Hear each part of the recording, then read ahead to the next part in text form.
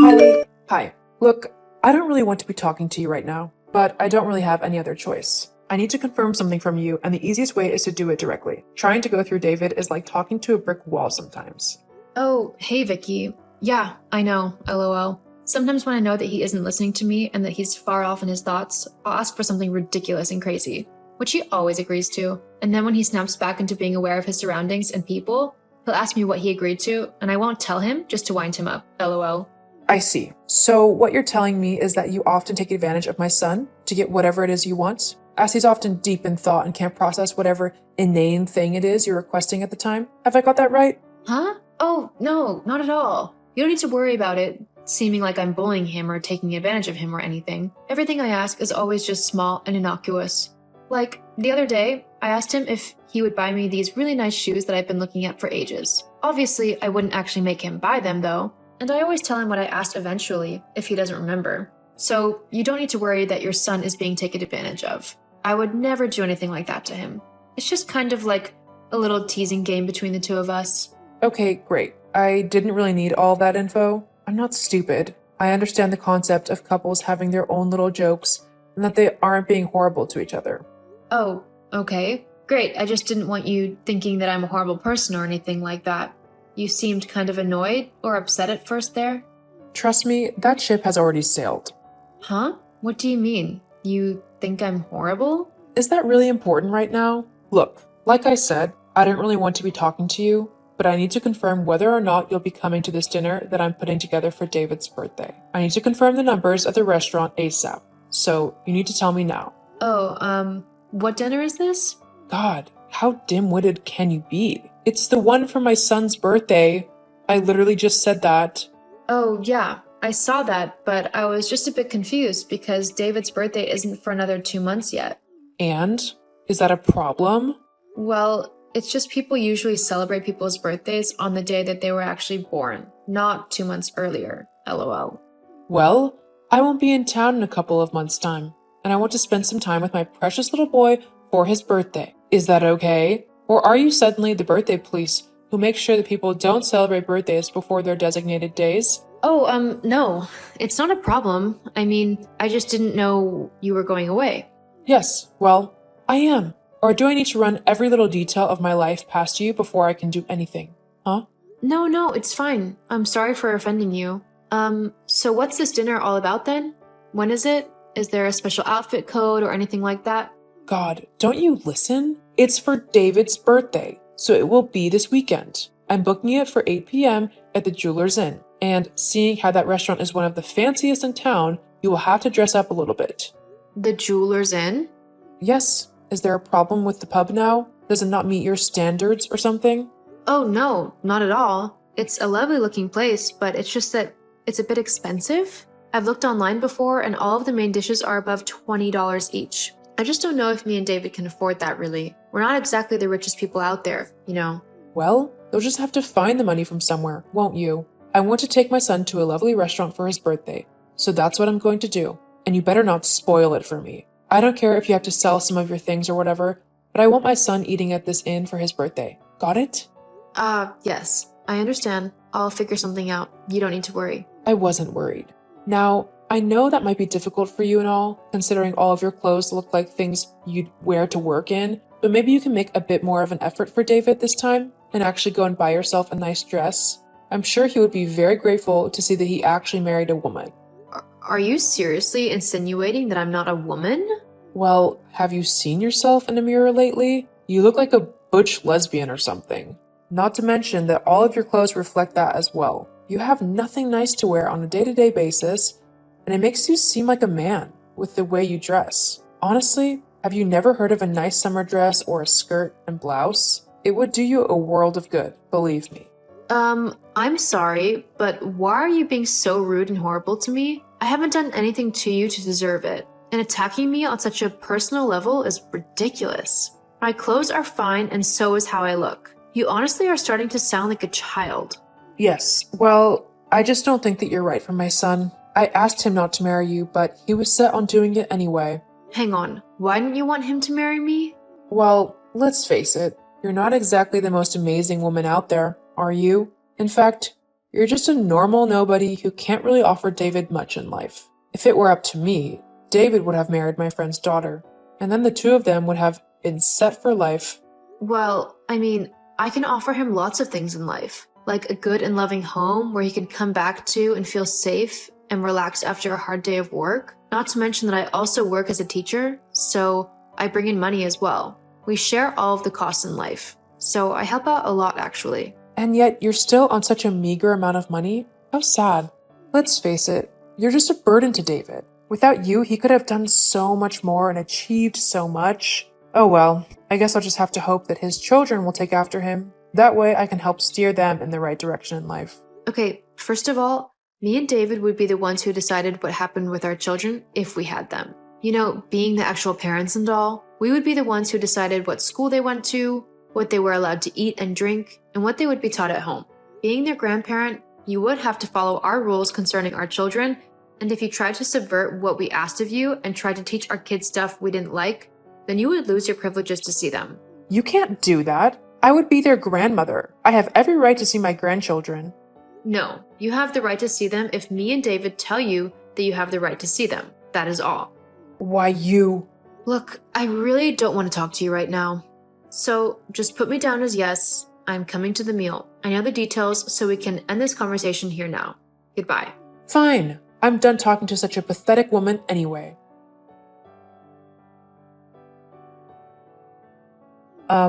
Is there something that you want to tell me?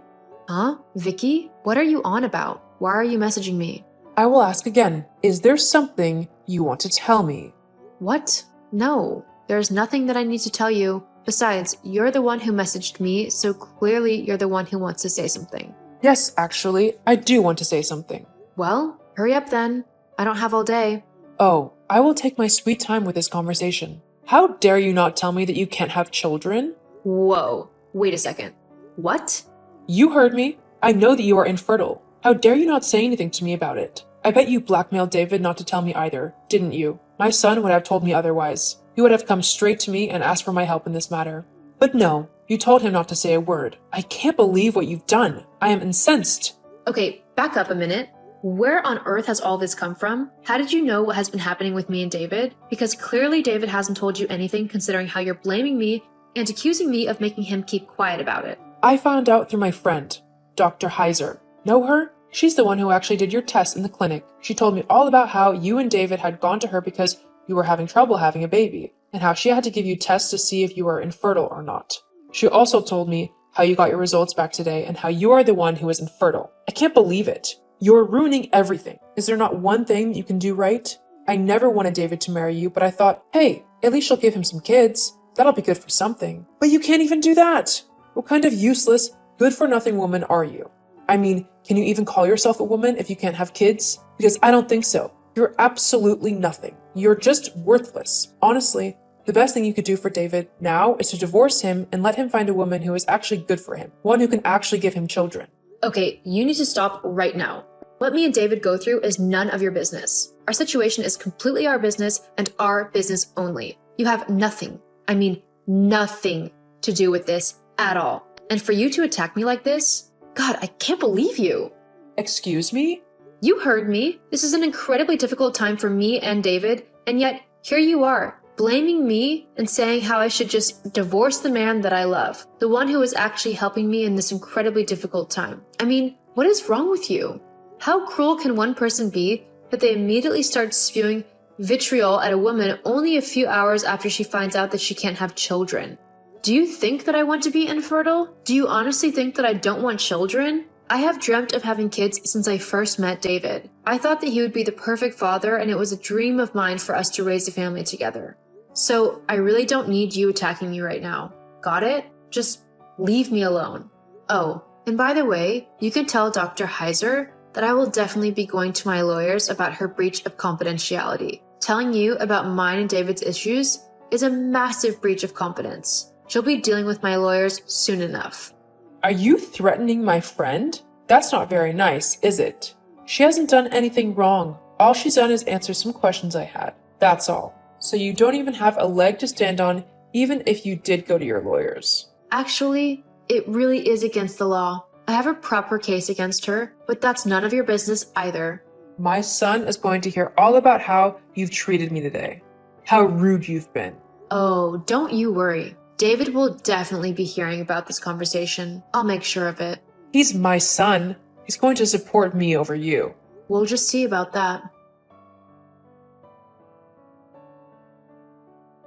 David, your mother has gone way too far this time. What do you mean? What's happened? She just messaged me and said that she knows about our fertility issues and that it's all my fault. Hang on, how did she even know about that? Apparently, our doctor is a friend of your mother's and she told her all about our issues. That's completely against the law. She can't do that. It's doctor-patient confidentiality. Yeah, I know, but it's too late now. She's told your mom and our issues and she went off on a massive rant saying that I should divorce you so that you can find a real woman who can give you kids and you two can live happily ever after. Whoa, what? Now she wants you to divorce me? Yep, apparently I'm not a woman because I can't have kids. She did not say that. Right, that's it. I'm gonna have a word with her, a very stern word. Normally, I'd ask you not to, but I just can't believe she said all of that to me. You know how heartbroken I am about this. I really don't need her getting on my back about all of this. Hey, don't you worry about this for another second. I'll sort her out. You don't need to be worried that she's gonna say anything like that ever again. I want you to take all the time you need to process this information. I'll be there for you every step of the way. I promise. Thank you, sweetie. I'm sorry to just go off on you and dump all of that on you. It's okay. You got nothing to apologize for. I promise. I'll see you later then. I love you. I love you too. I can't believe you tattled to David like that. He had a massive go at me yesterday. My son has never done that before. You've corrupted him, making him hate me. I didn't make him do anything. He just didn't want you being vile to me. So, why are you messaging me now? Because I have something to say to you concerning the dinner tonight. And what's that? You're not qualified to join us. This dinner is exclusively for family members. Your husband and son are currently with me. Huh?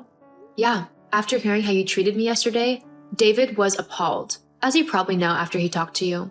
Anyway, he told his dad what you said, and John was equally as appalled. They decided that instead of the dinner tonight, they wanted to spend the day in a relaxing atmosphere. Both me and David can't be dealing with your horrible vitriol. So, John came over and we're having a little lunch. Then, me and David are going to go away on a little vacation and just mourn together. It's what we need. But that's not fair. I should be there too. No. In fact, David and I have decided that we want nothing to do with you. What do you mean? After how you treated me, we have decided that we don't need someone so toxic in our lives. Someone who would so willingly blame me for something that isn't my fault. But... Goodbye, Vicky. Don't contact me again. Wait. After telling Vicky off, I blocked all of her numbers so that she couldn't contact me again. David also did the same, as he couldn't believe what his mother had done to me. We went on vacation like I said we would, and whilst we were there, our lives changed. We came across an orphanage where we met an adorable little girl. It was from then on that both me and David decided that we wanted to adopt. We've begun the process, and the little girl we met is the one who we are trying to adopt. Whilst my diagnosis was an incredibly heartbreaking thing, it's good to know that it's not the end of being able to have children. There are plenty of children in the world who need a loving home and parents to grow up in, and me and David are happy to provide that.